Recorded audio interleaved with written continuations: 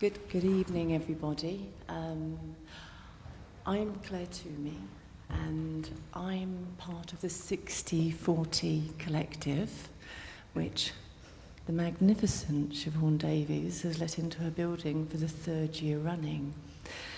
So thank you very much, Siobhan. The collective 6040 are made up of myself, David Clark, and Tracy Rowledge, and we undertake a variety of different activities, but Siobhan has offered us the huge opportunity of a series called the Starting Point series, which is the work you can see throughout the building from our artists this year. And as part of that, we're planning for a 10-year programme, and this is our 3rd year. And the artists this year are Julie Cook, we have here, Phoebe Cummings, who I lost momentarily there, and Michelle Shields. And hopefully you've had an opportunity to see their work, and if you haven't, you'll have the opportunity afterwards with a glass of wine. As part of the Starting Point series, offering artists the opportunity to come to the space here, the building, and all the activities that happen within that, then there is this opportunity to have a talk, a discussion, whatever the artists of that year feel they would like to explore. And this evening, Julie, Phoebe and Michelle decided they would like to have an open discussion with artists who've been influential to them, and that should unravel as the dialogue starts.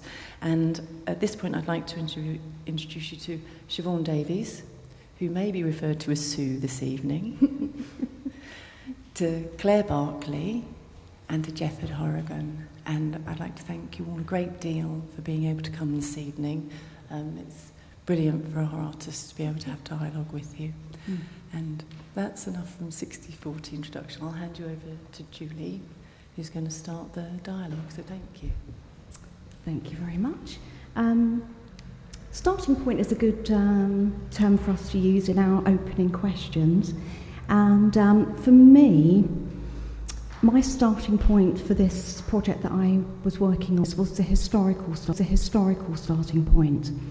Having found myself in the shadows of what was the Bethlehem Hospital, literally just over the road here in St George's Field is the Bethlehem Hospital, which used to be a psychiatric hospital, a place of much sort of pain and suffering and angst. So that was my starting point, to really put my research into some sort of context so I could begin. And then things progressed from there. But I wondered what your starting points were, Claire, Jefford and Sue, because we don't really know how you start, how you begin with that seed of how your seeds are sown and your work develops.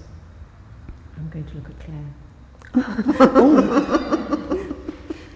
It's kind question. It's really funny answering questions when you're wearing socks. That's fine.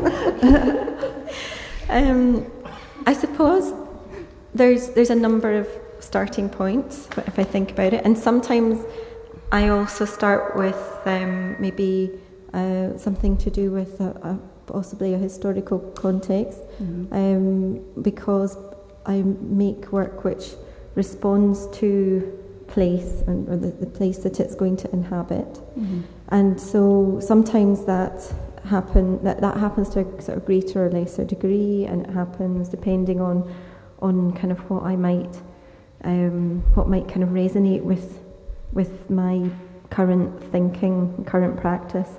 So sometimes it's more of a kind of architectural intervention, sometimes it's maybe something about the nature of that place or its history, and then other times it's something more to do with something external, that either a development of works. I suppose starting points are sort of strange phenomena, really, because I always feel like it's a sort of ongoing sort of process, and of course the audience doesn't see that, but from my point of view, one thing just sort of picks up from the other, or sometimes I kind of hop back skip a number of projects and pick up threads from one that may have happened in the past. So I don't know how much depth to go into with this, but maybe it'd be nice to hear from the others, and then could elaborate if necessary. Sadly, starting points begin when the stuff I'm doing at the moment doesn't work, and you kind of have to abandon it and give it up.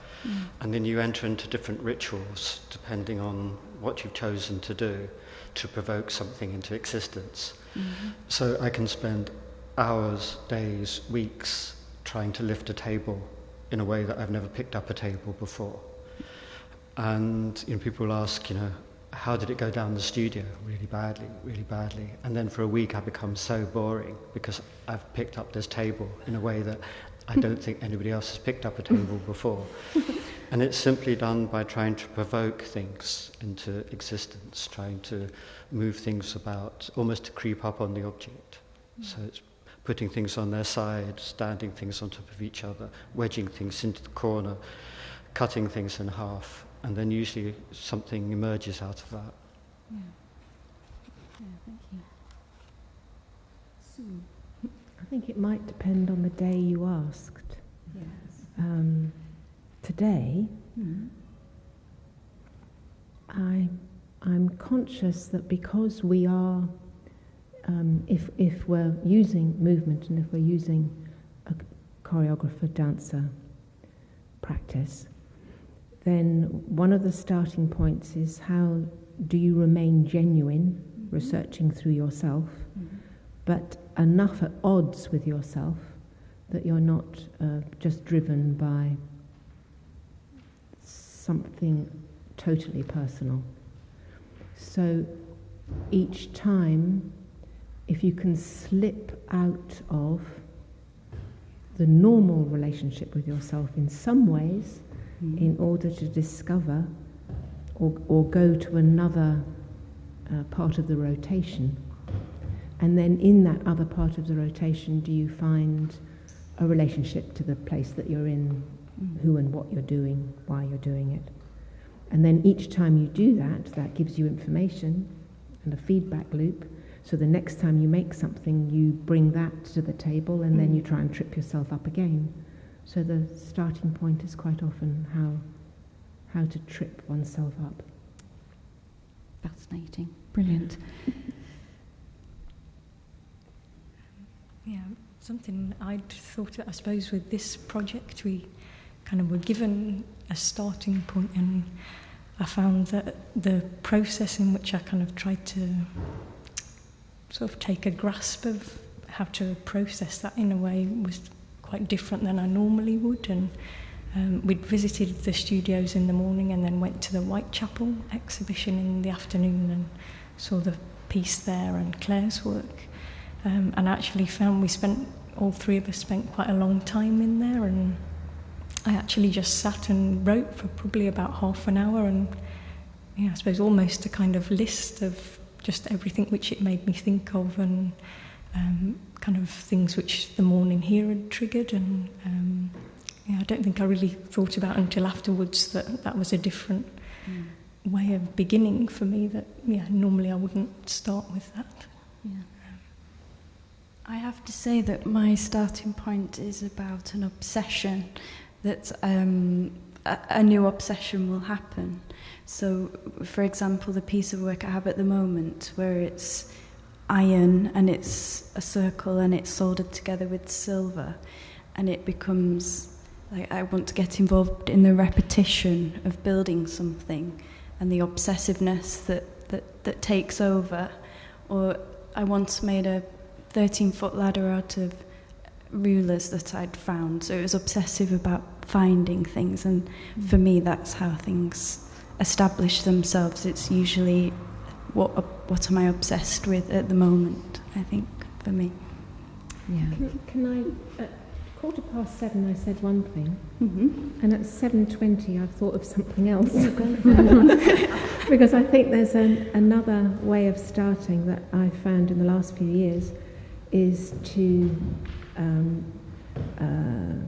be next door to people who have different practices or different ideas. Yeah. So, and the 60-40 being in this building is one of those starting points for me, because I'm being tripped up by another kind of intelligence. I'm being introduced to different materials. I'm being challenged by how in fact I think at a base level quite often our questions are the same. What and how do we do something? What is it? What is it? And then by choosing material, and certainly if you've practiced through material for a long time, the material also takes you down this other geography. Yes. But so to have base ideas and questions which are familiar to all of us, and then see those structured in different ways through the history of the person, their desire to work with a particular kind of material, their desire to work with the history of their material, or abandon it, whichever way it is. Yes. And that's been terrific starting points in the last few years. 7:30, another one. Change again. I think Phoebe's got a question about studio spaces.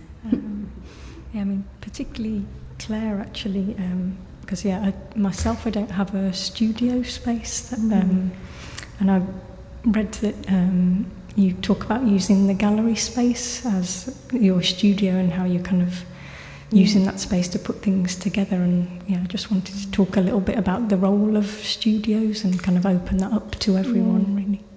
And I think quite often artists themselves are quite unclear about the relationship between their studio and their practice, because, and I certainly am, because my practice is quite varied in terms of the actual processes, and so in order, I mean, you kind of invent the ideal scenario in your mind and then realise you need a warehouse with probably, some kind of transport network to get around every type of facility under the sun. But of course that's, ridiculous. So depending on what you're kind of interested in at any one time, you are more based in, I have a studio at home that I use for certain more kind of intimate works, and then and drawing and sewing and things like that, and planning and setting up smaller scale things. And then I use the Glasgow Sculpture Studios, and we have great facilities there to make large scale things, messy things with casting and welding and woodwork and that type of thing.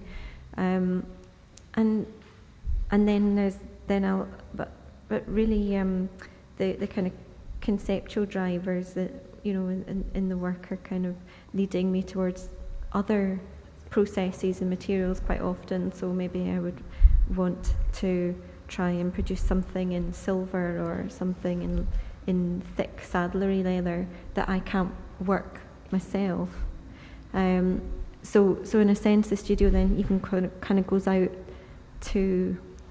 into other sort of situations where you're actually collaborating with people in their workshops, because to me the making is very important. So I try to, even if I'm not the sole producer of the object, I still try and find out as much as I can about the processes and try and somehow be as hands-on as I can, even if I maybe experiment with things and then give it over to somebody else to make it in the way that I'd like, and then as much as I can, I'm learning techniques and things that I can do on my own. So for me, it's not an issue of kind of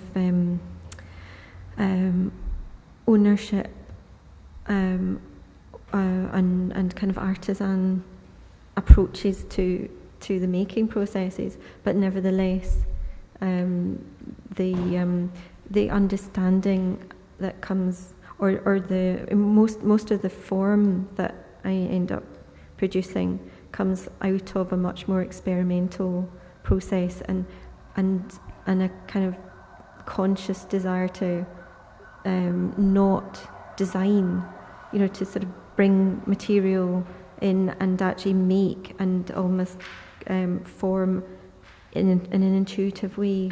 And then other things, you have to kind of bring in elements of design, so that's that kind of play of between kind of pre-planning and letting things form in a very kind of organic way.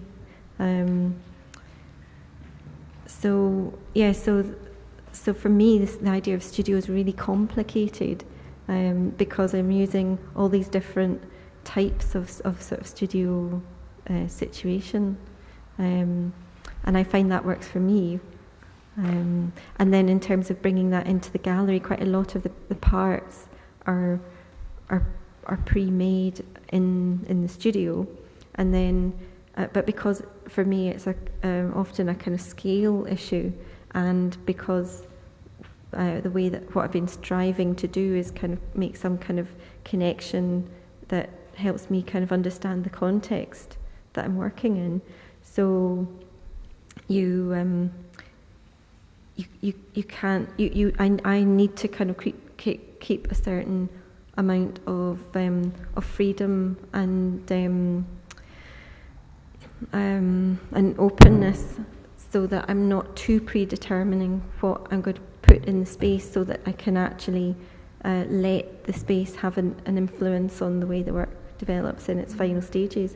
So it's almost like bringing different parts in and different raw materials and then made elements, and then they all kind of go together, because for me it's the combinations that are what interests me, as opposed to bringing a series of objects that you're sure about. They don't exist in their own right. They only exist as combinations of elements. I don't know if that answers your question. So what happened with Whitechapel? How did you collaborate together? Was that the idea of Whitechapel, or was that something that you had thought of together? It was the Whitechapel's idea, and especially the curator there, Kirsty Ogg, and she had approached different dance groups, and then I suppose sort of intuitively chose to work with 3 groups that, you know, we thought that there would be some kind of natural connection with the approach to the work, and that really did turn out to be the case. And so initially we had quite a lot of kind of conversations, and in a sense that it was not a daunting thing, but I really didn't know how I would whether there would be how we could kind of connect. And actually what we realised very early on was that the connections were through process and approaches to what we all do, as opposed to how that manifests itself in the forms that we are familiar with. So in a sense, you know, and I suppose it was less of a collaboration and more a response to what I had made in the space through kind of discursive kind of path, I suppose. Just in case people in the room don't know, Claire had been asked by the Whitechapel to put one of her works for a year in their Jefford space? No, the other space, Bloomberg space. And then to ask 3 choreographers to work using Claire's thoughts and work as a springboard. The 3 behaved very differently, and when Claire was talking about how she works in the studio, I think Matthias, whom I made the work with, and I were very conscious of this idea of processes, of Claire learning something up to a certain part, and that the object that she could complete became final in a different completion than it would normally be. So, for instance, a hat did not arrive to hathood, but arrived to something else very particular and very resonant. And it was the not quite getting there, not yet, was terribly important to us as makers. And that somehow rings an energy with how you describe how you use the studio. Yeah. And then it was really interesting to sort of come into the studio here and see how Sue and Matthias talk about the development of that idea, and Matthias is hovering on the Tupperware tubs, and you know, so it's just so fascinating where that kind of that kind of bringing together of quite kind of previously unconnected parties can kind of lead to something really kind of fresh, and I think it was the fact that everybody was taking a chance with this. You know, it was an opportunity to sort of try out something quite different, that allows for something to emerge that can't be kind of preempted, really.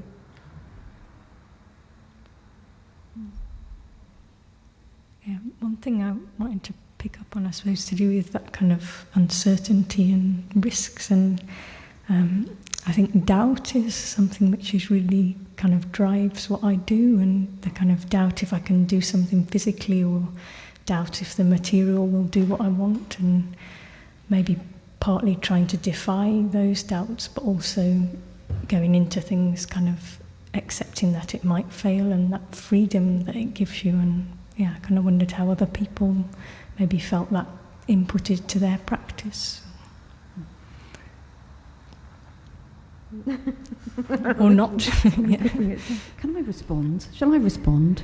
Only just to say that in this context I had a lot of doubt, because coming out of what would be my studio space, and which is in a studio space, but is also sometimes my front room for my stitching, hours of stitching, and but in this context, coming out to be in this environment, in a performative environment, was quite a risk for me, and perhaps I was on dangerous territory, but I felt it was a risk that I should take, and so I was able to use the expertise of others around me to try and understand something about performative language, which is something I've never really looked at before, to allow the pieces that I make for the body to emerge in a new way, and to a different understanding to be, well, not a different understanding, but a different way of viewing them, to be seen live on the stairs, was just a wonderful evening for me, but quite an ephemeral event. And I wondered as well how Siobhan felt about events, and perhaps Claire, and for you as well, Jefford, if you're doing live performances, when they're over, do you feel a sense of sort of loss, or do you feel that it's another starting point? When I've just finished a performance, I only have anger, real rage, and I can be unbelievably horrible. Like, you know, oh, Jefford, that was probably the best thing I've ever seen you do, so how many have you seen? I can be really nasty, and that goes on for about 20 minutes, and then I become unbelievably needy. You know, did it go well? Did you get that reference? I didn't rush that early bit at the beginning and things, and they're two highly unattractive states. You know, and basically what I want to do after doing a performance is to go and have a beer and watch Dutch football on television or something like that. Coming back to doubt, which I think is a really important one, doubt's a given. It's something you have to deal with. It's the way that the gods torture you. You know, I've never understood when people say, hey, is your life a mess? Become creative. You know, because the gods were just, you know, and if you get used to doubt, then the doubt is increased by the gods. It's something that you have to work with, and it's a way of when you're trying to operate in something, is at what point do you go stupid? At what point do you suspend the criticism? Particularly this criticism of self attempting to read what others might read into it. And that way you've just got to go stupid, you've just got to go ignorant. And also there's something relating to failure as well. And, there's been, as we were looking at the work, especially with your piece, the sense of, well, what's it going to do? Because it is, although it is so perfectly worked, there is also this kind of sense that, is it going to maybe start to crumble or fall apart, and I suppose, as I can imagine working with clay, that you're the more you're working with it, the more you understand about it, and the more confidence you have of what you can make it do. And it's a very, very difficult material to work with, I think. Even although it's so, there's so much possibility for it.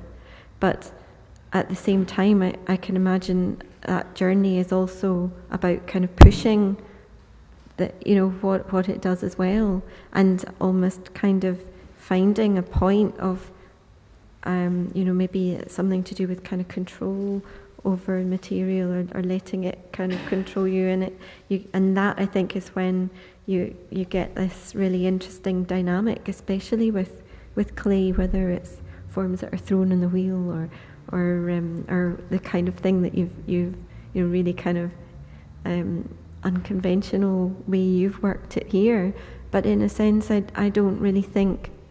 Well, I think almost the possibility that it is fragile gives it that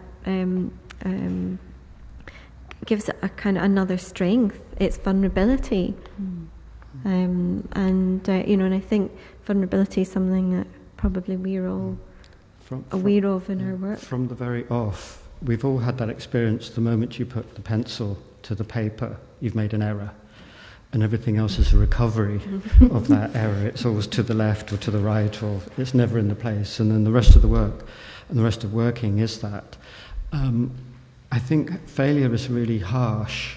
I tend to make errors and mistakes and F-ups and all of those things as a kind of given. Again, that's what you do. You veer from one catastrophe to another, and trying to even get the piece of work to stay up sometimes, or to work. And it's that sense of, I think it's something. The word is too harsh, and I think it's important to fail because you realise the scabs heal. Once you've gone face down, and it's a bit embarrassing that the scab's on the end of your nose or your knees, but if you don't pick them, again, which is really important, you don't keep picking the scabs, you let them, you just know, so the next time you go down, you might have a chance to put your arms up, or you don't, but at least you've recognised the experience again. I think it's part of working, it's part of the stuff of it. And I think a lot of the things that end up being shown in the gallery space are accidents and mistakes, and often you have to kind of go with a kind of gut feeling like that.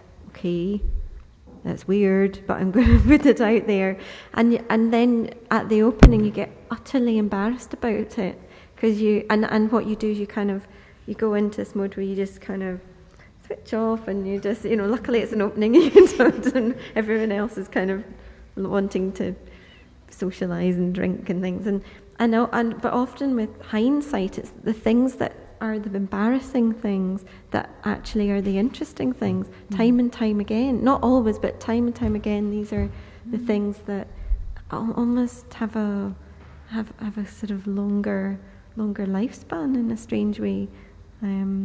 So, and I think in a sense, what we're saying about that is comes back to your idea of starting points, because it's kind of you understand that that's just it's not that you become unafraid of it, but you start to understand the benefits of it, I suppose, isn't it? But isn't that our use as makers or artists? Is that we're doing what we are as people. Inevitably, everything we do quite often needs mending. So it's a compact area in which we're doing that, and under scrutiny, and we hand it over as some kind of, rather intense moment. But all we're doing really is a human act again and again and again, but under being tested as we do it, or we're trying to refine. I'm not sure about the refine. I'm beginning to warm so much to work that doesn't reach that shiny edge, where the audience and us are meeting, because there's much more of a porous exchange, and therefore more vulnerability is needed for the artists, because actually they are trying not always to complete if it blocks. Complete as much as you are able to, but not create a blockage. And the vulnerability of the audience, because they realise that they've got more to play with this piece rather than one in which there's a veneer that they can't necessarily move through. But I think that shiny edge is very seductive, and I think sometimes we think that that's what we're striving for, and I suppose just pick up on something we were talking about earlier with one of the other dance pieces that Anita, what's the name? Anita Janovsky? Yeah. When she was from a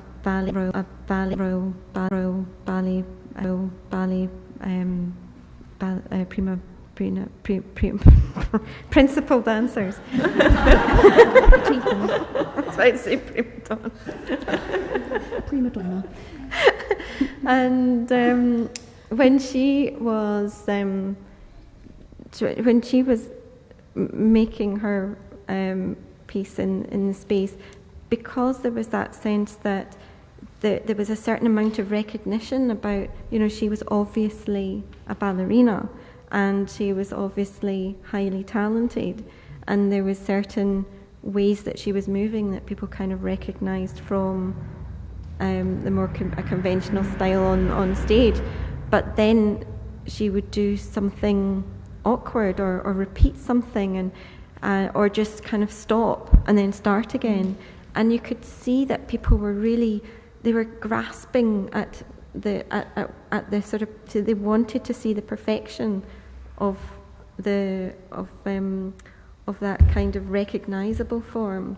And so I think I suppose it throws up that the relationship between what the audience are looking for in the work and what the artist is looking for in the work, and something about that kind of, striving for perfection and understanding that you're not ever going to get there, or I don't know. I think it's a really interesting area to pick apart. Got any thoughts on that? I'd like to ask you, Phoebe, what are you going to do with your work after this exhibition? Are you going to fire it? No. Usually I don't keep anything. Very occasionally, and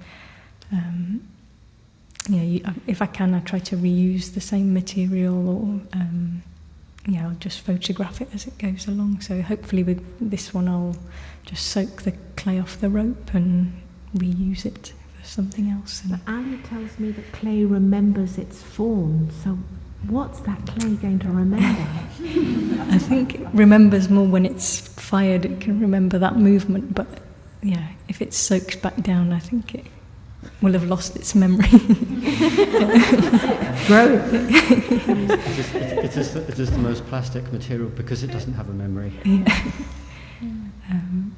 Can I ask you a question? Because that brings up this issue about transformation, because there's lots of you seem to be very kind of happy about letting things go, making something in one form. It then kind of hardens into another kind of it transforms into another kind of form.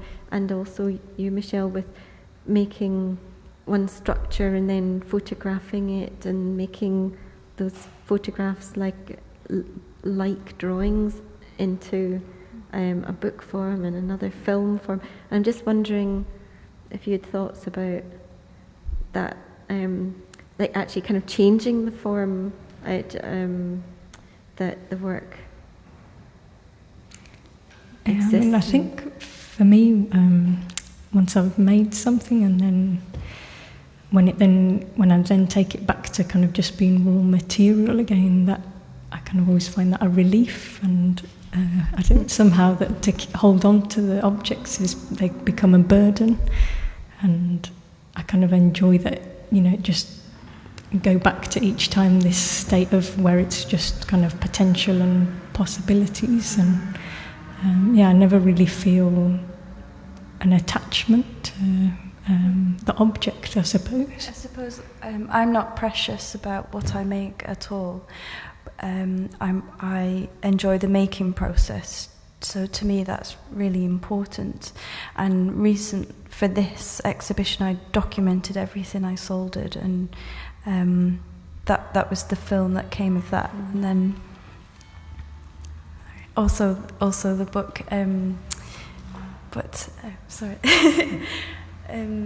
Yes, I'm not precious about my work. So the next stage of this piece is that it's going to be set on fire, so it unravels. Document that process of it unraveling itself as well. So kind of unmaking itself. Yeah, and I think the process, because it's soldered together with silver, if I heat it up so the solder melts, it will hopefully slowly unravel itself. So that will be the next documentation of the piece.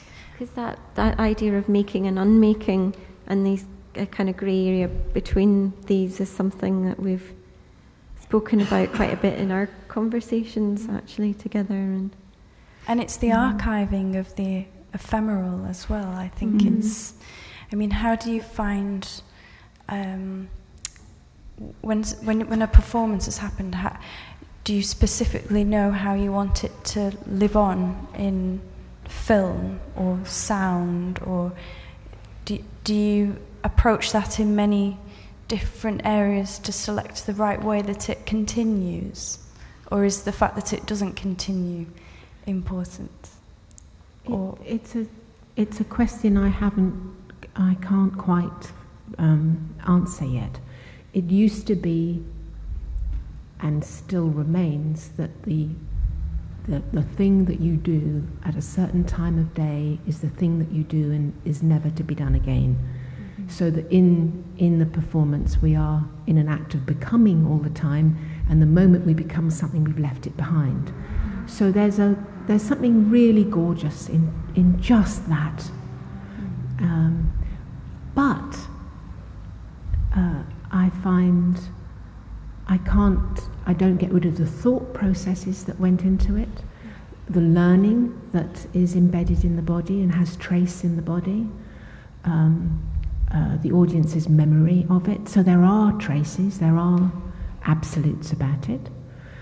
So then I have this archive that Coventry University did, which was a shocking thing, I have to tell you, because you suddenly you are able to see work that I might not want to see again. And there it is. So instead of worrying about that, I just turn around and go, okay, I have to use that as one of the trace elements. I can't deny it didn't happen. I can't deny that I had pain and joy when I made it and when everybody was performing it. So now it's a trace element of a long journey, not just my long journey, but the journey of the period of time I was making the work in, of the artists who were involved, of the collaborations, the connections, of everything. So trying to move into the future, I wondered if I could ask any artist, and I know I've asked all of you, to bring at some point some of your work is that, a series of objects, thoughts, sounds, drawings, anything you wish that we can collect together as a library of processes over time. so that we are a house, a digital venue for these things that the artist wants to put in, nothing to do with the audience or anybody else, that the artist wants to put. It may be one thing, it could be 1,000 things, but it could be where you were over a period of time in the making. And if we manage to have lots of these, what kind of information might that give us? What kind of terrain could students in the future walk through, or anybody walk through and go, okay, this is the field out of which your work sprang out of.